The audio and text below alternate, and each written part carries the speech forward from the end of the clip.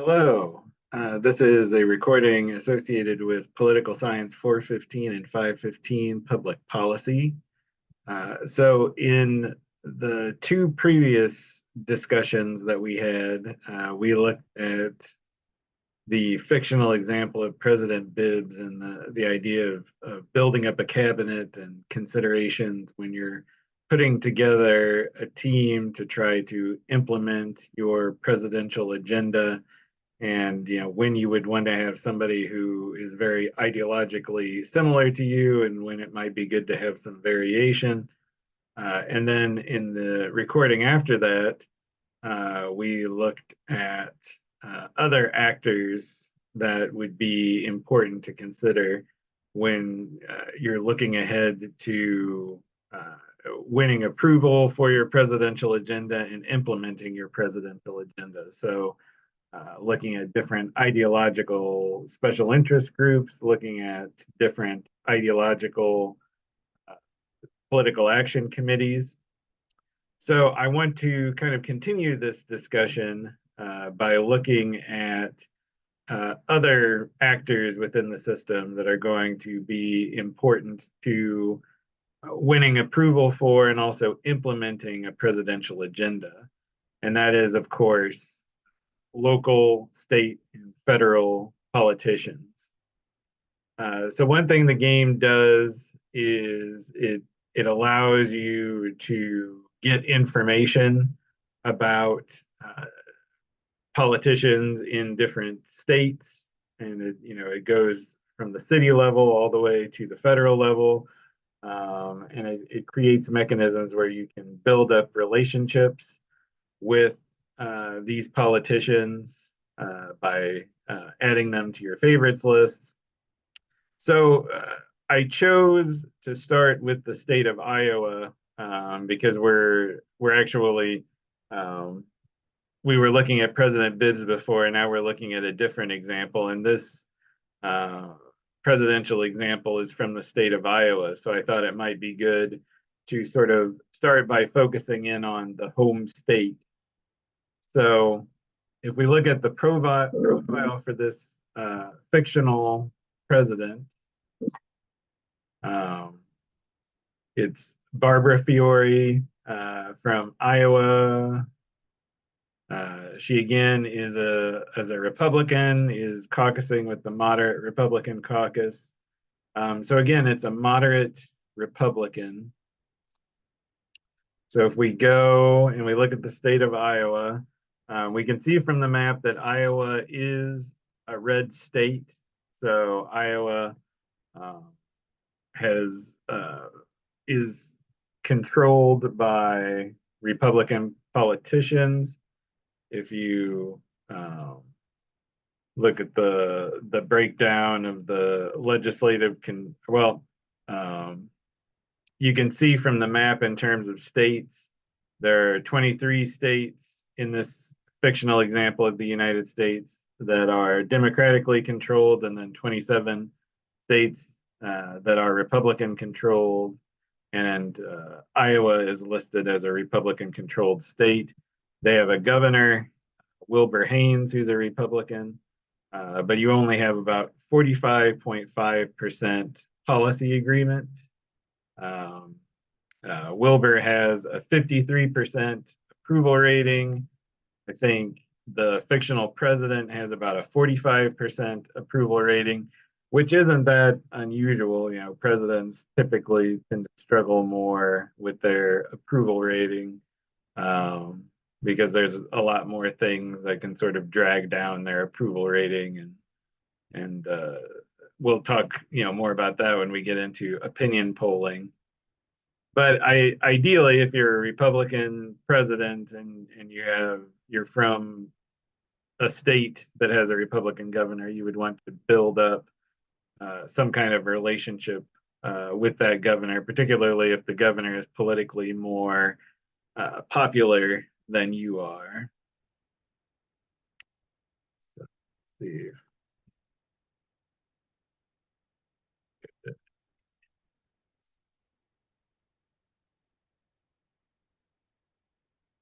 Um, So if you wanted to build up a relationship with Wilbur, you could, according to the game, you could add to favorites. Um, and presumably, then if that's one of your quote unquote favorite politicians, maybe you go to the state and campaign with the governor as part of your reelection bid, or maybe you campaign with Governor Haynes for his reelection, or maybe to support congressional candidates or state legislative candidates. So, building up relationships from a political perspective, but there's also building up relationships from a policy perspective. If you're trying to get support for federal legislation, you want to have support for that legislation from the governors, particularly if those governors belong to your party. So, for example, if you're trying to institute some kind of national education reform, a lot of education is carried out at the state level and the local level. So you would want to have support from, first governors in your party and then hopefully some governors in the other party as well, to allow for easier passage of that legislation and easier implementation of that legislation. If you look back at the history of education reform, and you look at things like No Child Left Behind and some of the reforms that came after that, they were controversial. There were issues about uh, these reforms being unfunded mandates and uh, unreasonable expectations in terms of reaching goals by a certain period of time.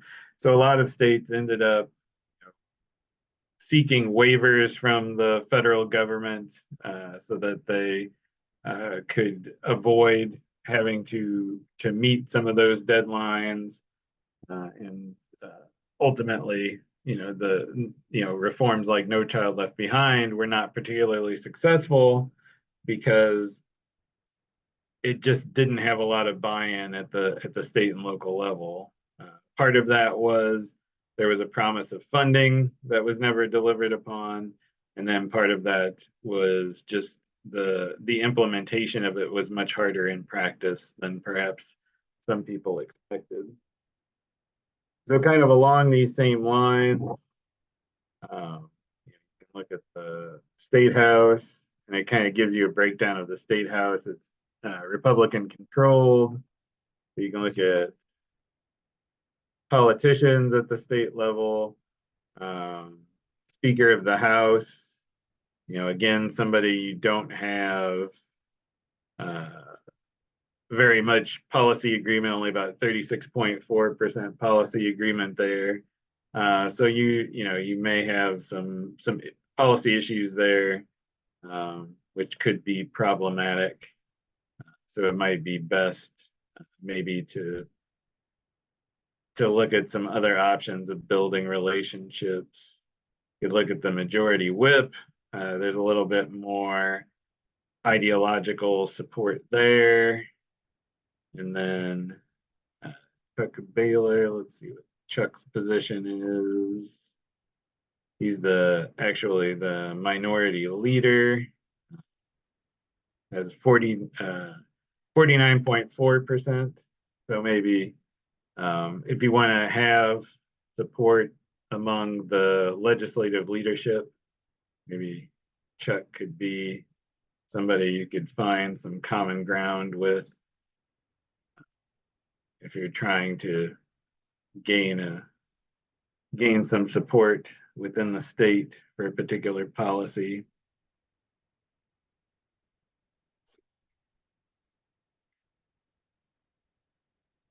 I'm going to go ahead and add him to favorites. So there's a question of, um, with Democratic politicians, there's Democratic politicians in the state as well. There are, of course, some Democrats who are more on the conservative side as opposed to being more on the liberal side. So if you were a moderate Republican, there might be an argument for trying to build a relationship with a more conservative Democrat. We see here, this politician's pretty liberal, doesn't have very much in the way of policy agreement. This one's closer, but still, not particularly aligned. And then you can start going down into the district level. And there are other reasons to sort of track state house politicians as well, because as president, you're a leader of your political party. So one thing you should be kind of cognizant of is the need to recruit new candidates or to identify potential future candidates to run for congressional seats, to run for the Senate. So if you can identify sort of rising stars in the state legislature early on, it can help you to better recruit people to run for these races. And if you were the one to sort of identify them and provide them with some political mentorship, then they can become an ally in Congress later on. So you can do, again, you can do the same thing with the state Senate. The state Senate is actually democratically controlled.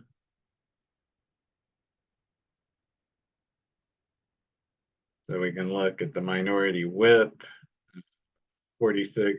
She got a 46.8% approval rating, but she is in the moderate Republican caucus. So it could be worthwhile to try to build a relationship there.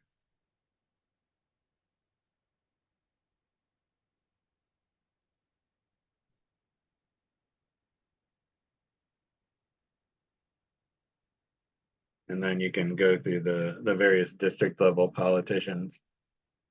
So again, you're trying to build relationships to win support for policies that are going to require state and local buy-in. You're trying to identify political talent to run for future congressional and Senate races. And you're trying to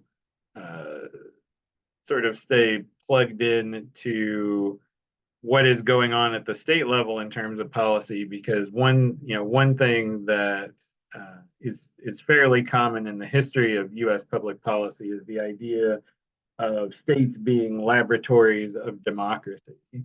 The idea that new policy ideas originate from the local level and the state level, and then they're sort of adopted on a broader scale at the national level. So if you can identify some state level politicians that have some innovative ideas, that could be a springboard to developing some new policy at the federal level as well.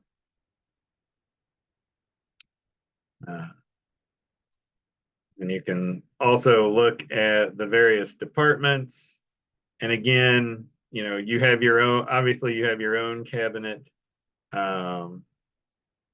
But the reason why department level officials would be useful is, again, the idea of implementation. If you have, for example, we used education as an example a little while ago. So if you're thinking about some kind of national level education reform, one way to sort of lay the groundwork for that educational reform could be to bring together different state superintendents or secretaries of education, bring them together, have some kind of a policy summit, and sort of share your ideas about what the state should do, and then listen to their ideas about what the state should do. So kind of looking at, in this case, the level of policy agreement is very low, with the Secretary of Education. So you can build, you can add this person to favorites and try to build up a relationship there. But it probably depends somewhat on the policies that you're looking to enact as president, whether or not that relationship's going to bear fruit. And again, we can look at other states.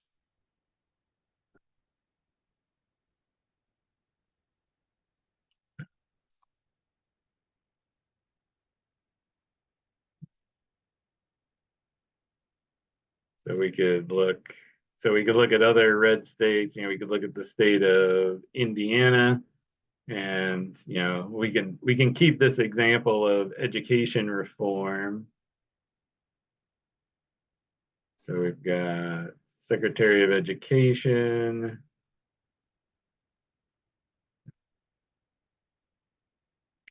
Again, not a very strong level of agreement there. So we can kind of keep investigating some red states, looking at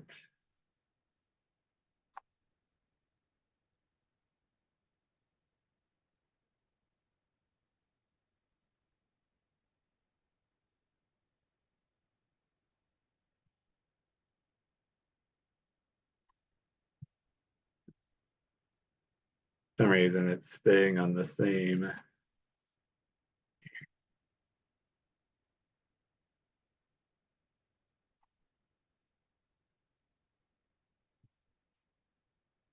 Well, so you can get the idea as far as you know trying to find some allies or find some people who are like-minded ideologically and building a relationship, or even if they're not ideologically aligned, finding people that are going to be useful or necessary for the implementation of a particular policy, and trying to win their support on things.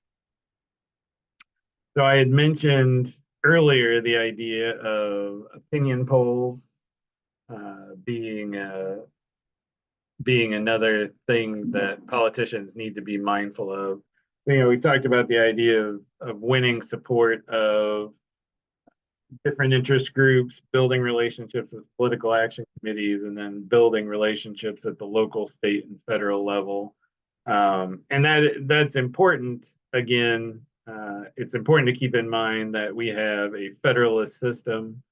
So a lot of public policy is carried out across multiple levels of government, and policy powers are shared among the different levels of government.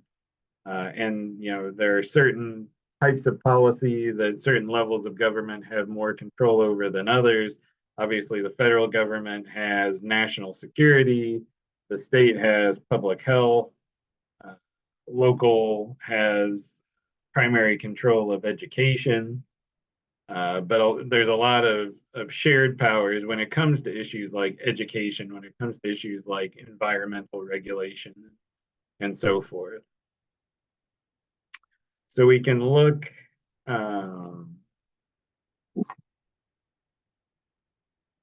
we could look at the national approval ratings, and this gives you a sense of kind of where things stand. The red indicates areas where approval's gone down. And I think the green indicates areas where approval has gone up. And then the ones that are just in black, I think, are areas where support has primarily stayed the same. So you see there, departmental effectiveness, there's a high level of approval rating, but on an issue like the environment, it's pretty low. The immigration and the debt, also rather low. And even education, which is somewhat high, you see there's seems to have been a drop in approval. So it might be worth considering, why are fewer people satisfied with the way that the government is dealing with education on a national level. And if you go down, if you look at the economy, sort of the per capita income is an area where support's going down, but dealing with poverty is remaining fairly steady. And then you can look at the other areas, as we talked about education going down. So this is just breaking things down. Like with education, you have graduation rate, and then academic scores. Academic scores is going down, so people have a lower level of approval for the status of how academic scores are progressing, but are relatively happy with the graduation rate. And then you can look at scores on taxation, healthcare, crime.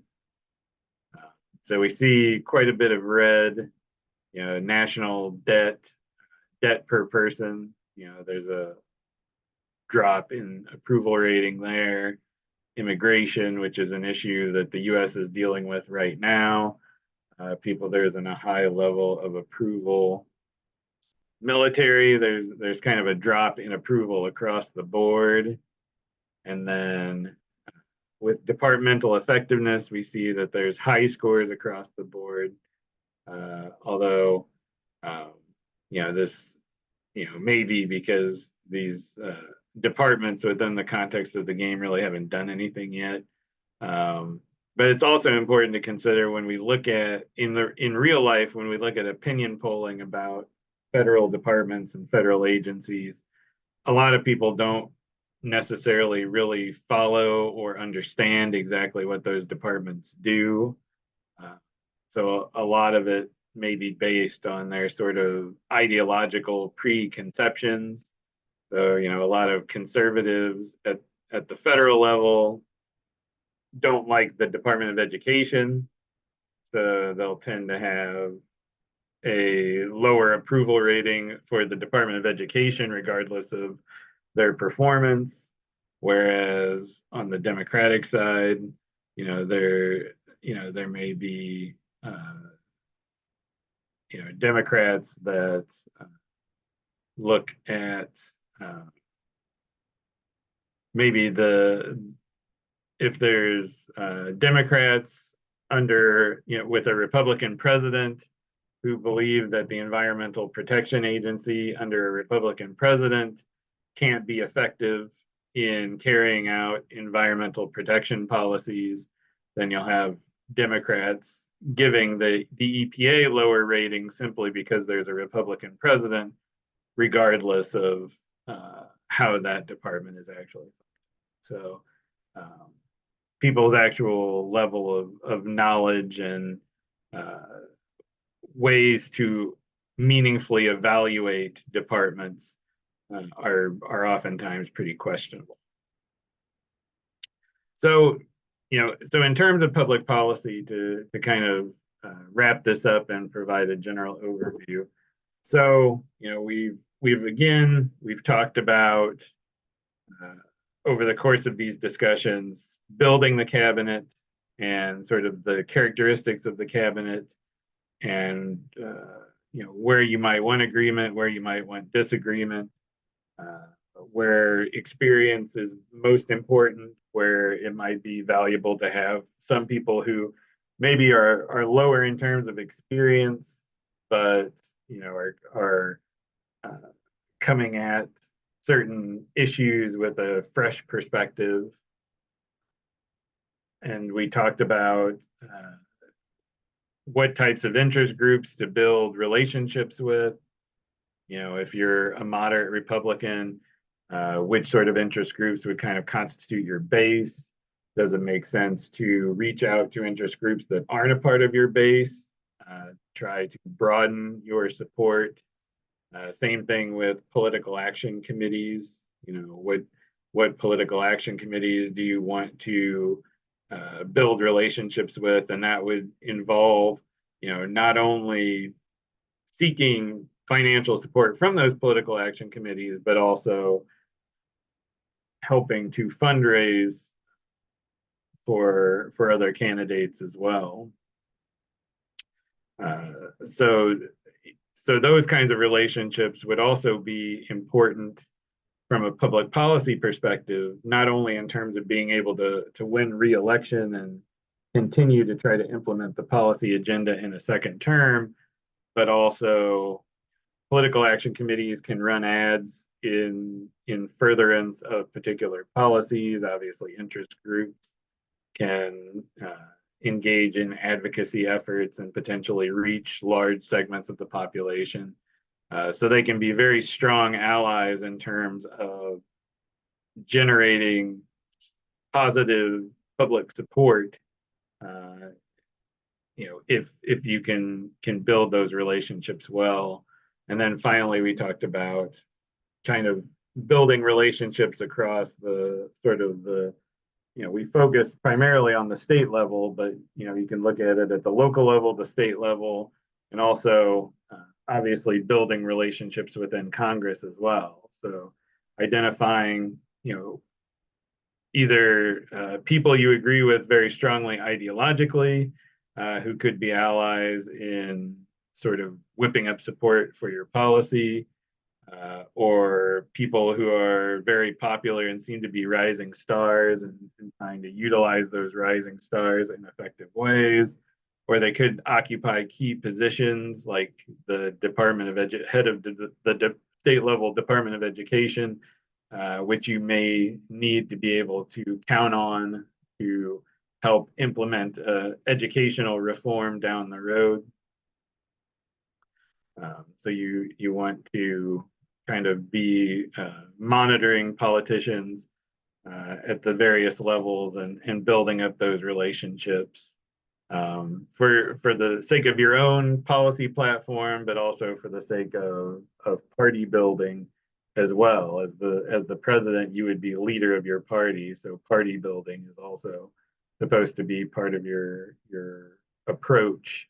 And then we talked about approval ratings and how these, obviously, any politician wants to raise their approval ratings, particularly if they're going to be running for office in the near future. So looking at approval ratings may give you some hints on where you should focus your policy agenda. Looking at this government, top report, government approval ratings, support for infrastructure is down, support for taxes is down. This is at the state level. But if you see areas where support is decreasing for how the government is handling that issue, it may be worthwhile to look and see if there are any policy options available that you can use to try to raise those numbers.